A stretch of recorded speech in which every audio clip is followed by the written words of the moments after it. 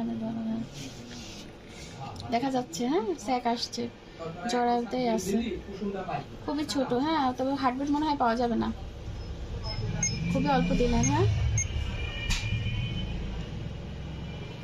এই যে পাশে এটা দেখা যাচ্ছে, এটা তো কর্পাস লুটিয়াল সিস্ট, জরায়ুতে আছে, বাবুর হার্টবিট আসেনি, খুবই অল্প দিনের প্রেগন্যান্সি, খুবই খুবই একদম জরার মাথায় আছে। তাহলে টেনশন ফ্রি থাকা যাবে, কিছু ওষুধপাতি রাখতে হবে। ব্যথা হচ্ছে না, এখনো বাবু এসে পৌঁছায়নি, সর্বোচ্চ 5 সপ্তাহ হবে। হ্যাঁ আমাদের মেশিনে এত দিনে, অল্প দিনে কি ইয়ে আসবে, দেখি মাপে আসে কিনা।